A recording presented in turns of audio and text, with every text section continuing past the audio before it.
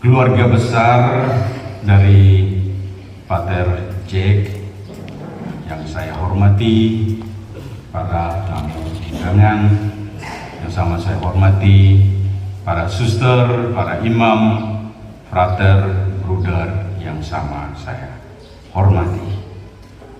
Judul renungan pada hari ini saya beri judul Yesus Kristus tetap sama, baik kemarin, hari ini, dan selama-lamanya. Saudara dan saudariku yang terkasih dalam Tuhan, hari ini kita semua berkumpul di sini karena satu pribadi. Seorang yang dikenal secara pribadi oleh begitu banyak orang. Ia dikenal melalui reputasinya oleh begitu banyak orang. Seorang yang sangat dicintai oleh banyak orang.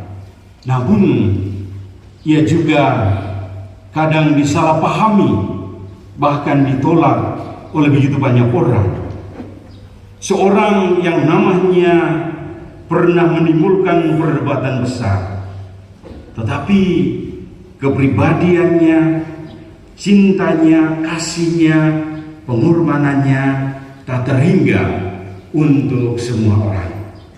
Pribadi itu adalah Yesus dari Nazaret. Dialah yang diwartakan oleh almarhum Pater Jack yang biasa dipanggil Yesus, Putra Allah yang kekal, lahir dari seorang perawan Maria. Dia datang ke dunia sebagai terang sejati.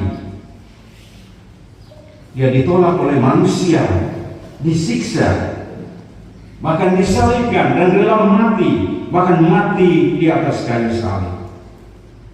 Namun pada hari ketiga dia bangkit dengan mulia dan naik ke surga, kini duduk dalam kemuliaan di sebelah kanan Allah Bapa sebagai Tuhan yang hidup, baik atas kematian itu dan atas kehidupan. Dialah yang awal dan yang akhir dari segala sesuatu. Yesus itulah yang memperkenalkan kepada kita tentang jalan kebenaran dan hidup. Dan inilah harapan kita. Dan harapan kita tidak pernah mengecewakan kita. Dialah mengajarkan bahwa hidup ini hanyalah sementara. Dan kita semua yang ada di sini, termasuk Pater Jack, sementara dalam perjalanan menuju yang kekal itu. Maka pada sore hari ini kita semua hadir di sini untuk mendoakan Pater Jack. Semoga dia boleh tiba di tempat yang sudah disiapkan oleh Tuhan Yesus. Dan kita sendiri juga berdoa, semoga kita juga sekali kelak tiba pada tempat tujuan yang sama. Surat Rasul Santo Paulus, surat kepada umat di Ibrani, bab 13 ayat 8, berkata bahwa Kristus tetap sama, baik kemarin maupun hari ini sampai selama-lamanya. Firman ini mengajak kita untuk melihat kehidupan kita, termasuk kehidupan dari Pater Jack dalam 3 perspektif, yaitu kepada masa lalu dengan penuh syukur dan terima kasih, kepada masa kini dengan permohonan yang mendalam, dan kepada masa depan dengan penuh harapan akan kehidupan yang kekal. Saudara dan saudariku yang terkasih dalam Tuhan, mari kita memaknai 3 perspektif ini: masa lalu, masa kini, dan masa depan dari sama saudara kita, Pater J. Pater Yakobus Sorolohe.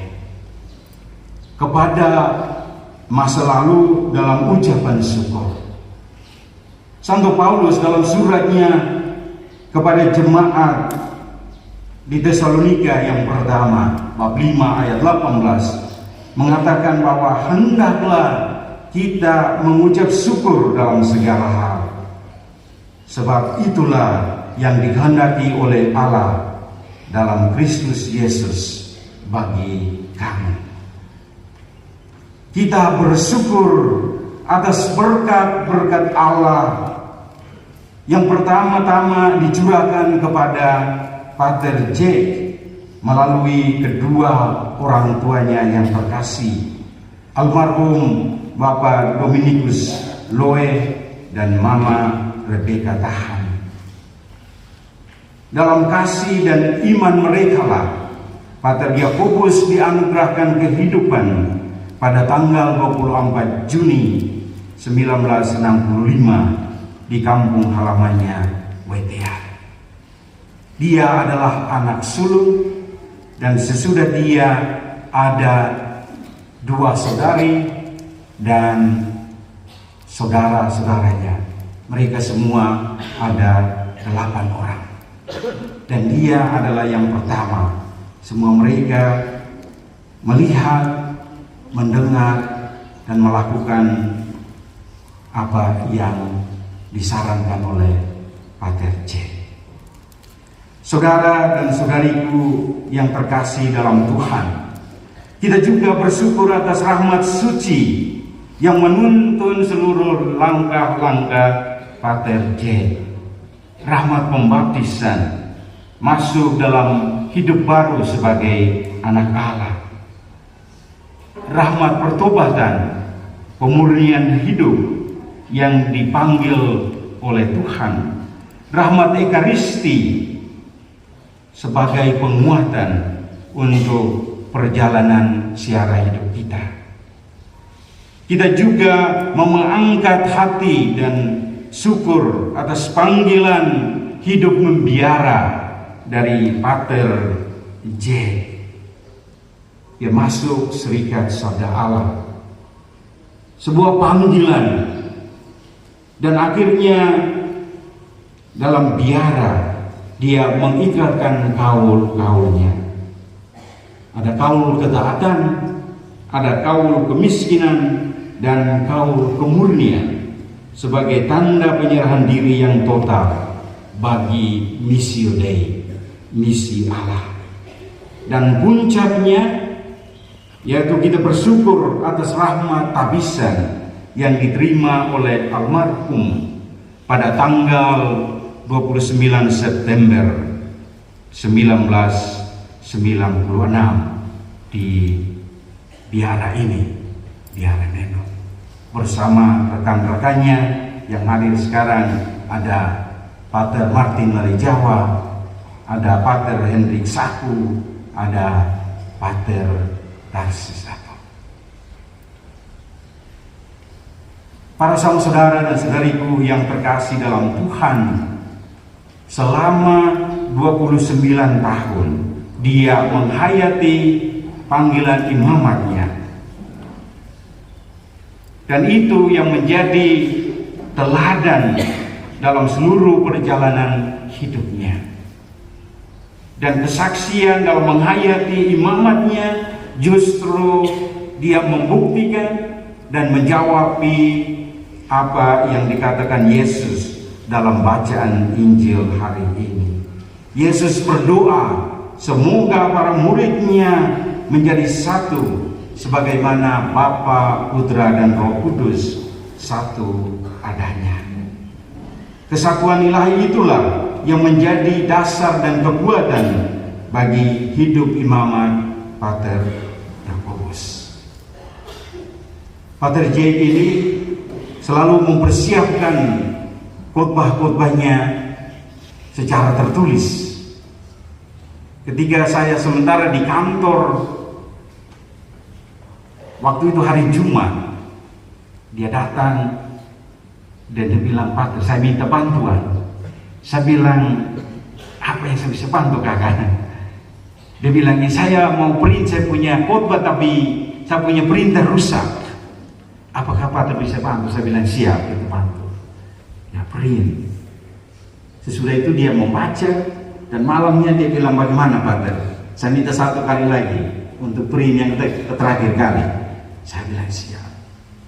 Dan sesudah itu saya sendiri karena ketika membaca itu begitu tertarik, akhirnya saya minta teksnya. Sudah saya bilang, "Bagaimana ide ini saya bisa khotbahkan hari Minggu?" Dia bilang, "Silakan saja."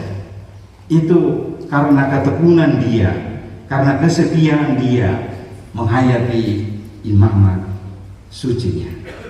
Sama saudara dan saudariku yang terkasih dalam Tuhan, kalau melihat masa lalu dengan beliau ini, saya merumuskannya dalam 5M. M yang pertama mendengar, M yang kedua itu melihat, M yang ketiga itu menimbang, M yang keempat itu memutuskan, dan yang kelima adalah melaksanakan. Dia pernah ngomong dengan saya, dia bilang, "Tismas, kita tidak hanya dengar saja, tapi harus lihat juga buktinya." Sesudah itu dia bilang, "Kalau sudah lihat, tapi kita harus mempertimbangkan. Jangan sampai kita ikut saja. Dan kalau sudah mempertimbangkan, maka kita harus membuat pilihan, memutuskan. Kira-kira apa yang kita bisa buat, atau apa posisi kita. Dan pada akhirnya harus melakukan. Dan kalau kita melihat konfrater semua bisa memberi kesaksian, kalau dia sudah tanam, dia punya kepala, dia bilang buat yang ini pasti. Dan itu untuk meyakinkan dia bahwa yang ini tidak, itu butuh waktu. Dan itu bukan satu kelemahan, tetapi itu adalah kekuatan. Orang yang punya komitmen yang kuat, dia tahu apa yang dia buat, dan itu sudah dipertimbangkan matang-matang melalui proses-proses itu. Ini 1-2 poin tentang masa lalu dari konfrater kita secara pribadi yang saya alami dengan beliau. Poin yang kedua adalah hari ini, masa kini, menghadap Tuhan dalam permohonan yang mendalam. Kita semua yang hadir di sini memandang Yesus dengan doa-doa kita, dan dalam hari-hari ini kita menghadap Tuhan dalam suasana kesedihan, duka, dalam iman dan dalam doa dengan penuh harapan. Kita mempersembahkan doa-doa kita bukan hanya untuk diri kita sendiri, tetapi mempersembahkan doa-doa kita untuk jiwa dan perjalanan dari Pater J. Sebagai seorang imam dan gembala, dia sungguh mencintai sesama dengan tulus. Namun kita tahu, saudara dan saudariku yang terkasih dalam Tuhan, kita semua pasti di sana sini ada kelemahan dan kekurangan. Maka tidak heran kalau dalam doa-doa kita memohon agar Tuhan mengampuni segala dosa dan salahnya. Kita mohon agar dosanya diampuni. Kita mohon agar ketidaksempurnaannya dimurnikan. Kita mohon semoga luka-luka kita bisa disembuhkan. Dalam SWD kita sedang merenungkan tentang luka-luka dalam perjalanan misi, luka dalam komunitas, luka dalam misi kita, luka dalam pribadi kita. Dan kita harus menyadari bahwa ketika kita berjuang untuk menyembuhkan luka orang lain, kita juga harus tahu bahwa kita juga sedang terluka. Yang terluka pergi untuk menyembuhkan yang luka. Dan ini tidak gampang. Dan itu yang dialami oleh Pater Jack sendiri. Dan kita juga sedang mengalami yang itu. Maka para saudara dan saudariku yang terkasih dalam Tuhan, dalam semangatnya yang sederhana dan mendalam, kita ingin menyampaikan doa-doa pujian kita. Saya yakin sekali bahwa pada hari ini dia tentu akan berkata kepada kita, janganlah cepat mengagumi, tetapi cepatlah berdoa untuk saya. Dia juga tentu akan berkata kepada kita, janganlah cepat memuliakan dan janganlah cepat memuji, tetapi mohonlah sekarang kepada Tuhan agar saya dimurnikan. Dan janganlah cepat memvonis saya, tetapi keluarlah dari hatimu untuk memaafkan saya, sehingga perjalanan saya menuju rumah Bapa semakin ringan. Dan kita semua yang hadir di sini, kita juga selain berdoa untuk Pater J, tapi kita berdoa untuk diri kita sendiri. Semoga kita sendiri dimurnikan. Semoga kita juga didoakan oleh orang-orang lain untuk menapaki jalan yang sama menuju tempat yang kekal bersama Bapa. Poin yang ketiga, masa depan. Menghadap masa depan dengan penuh harapan. Setiap peristiwa pemakaman mengingatkan kita bahwa betapa tipisnya tirai antara dunia ini dan dunia yang akan datang, antara waktu manusia dan waktu kekekalan, antara kesempurnaan, antara kesempatan untuk bertobat, dan antara saat penghakiman yang terakhir. Saudara dan saudariku yang terkasih dalam Tuhan, kiranya kita sadar dan mengikuti doa dari Santo Agustinus ketika dia hendak mau meninggal. Dia menghadap Tuhan dan berdoa, ya Tuhan, hati manusia akan tetap gelisah kalau tidak beristirahat dalam damai. Dan Agustinus berkata bahwa tiada tempat lain yang bisa aku mendapatkan ketenangan hanya pada dirimu. Dan kita semua yang hadir di sini percaya bahwa tiada tempat lain yang kita harapkan bagi Pater J selain kekekalan bersama Allah, di mana rumah yang dibuat oleh Allah sendiri, bukan dengan tangan manusia. Saudara dan saudariku yang terkasih dalam Tuhan, pada akhirnya kita melihat Pater J sebagai seorang pribadi yang tegas, jelas dalam hidupnya, dan dia selalu fokus pada tujuannya. Tujuan dalam perjalanan dia sebagai imamat yaitu merayakan perayaan Ekaristi. Dan karena itu pada hari ini kita semua merayakan perayaan Ekaristi. Dalam perayaan Ekaristi kita selalu dihadapkan pada 3 perspektif waktu: masa lalu, masa kini, dan masa depan. Dalam Ekaristi itu setiap kali kita merayakan, kita selalu mengenang apa yang dibuat oleh Yesus pada malam perjamuan terakhir. Di sana dia memberikan rahmat Ekaristi kepada para muridnya dan meminta supaya mereka melakukannya. Dan itu setiap kali kita rayakan Ekaristi, kita selalu kembali kepada perjamuan malam terakhir. Dalam nada yang sama ketika kita merayakan perayaan Ekaristi saat ini dan di sini, kita menyadari bahwa Tuhan sendiri hadir dalam perayaan Ekaristi ini. Ketika terjadi konsekrasi, dia sendiri yang datang mengubah roti dan anggur hasil manusia menjadi tubuhnya sendiri. Dan itu menjadi kekuatan kita. Dan saya percaya itu menjadi kekuatan Pater J. Dia hadir saat ini memberikan dirinya untuk kita. Itulah Ekaristi.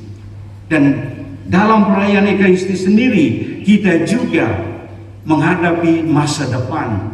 Bahwa apa yang kita rayakan sekarang ini tidak berhenti di sini, tetapi selalu mengarahkan hati kita kepada yang kekal, yaitu perjamuan surgawi bersama Allah dan para kudusnya. Di sana kita akan bertemu lagi dengan Pater J bersama para kudus yang lain.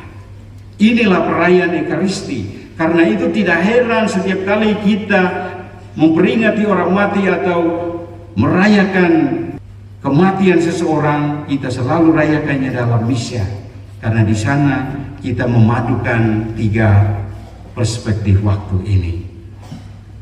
Akhirnya para sama saudara dan saudariku yang terkasih dalam Tuhan, suka tidak suka, kita juga harus melepaskan Pater J untuk pergi.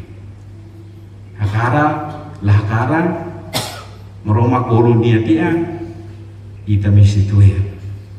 Wahin loron ita mutu kodi amula kodiknya supaya dia bele pama balalean nodina osa nodina mula kodik kita.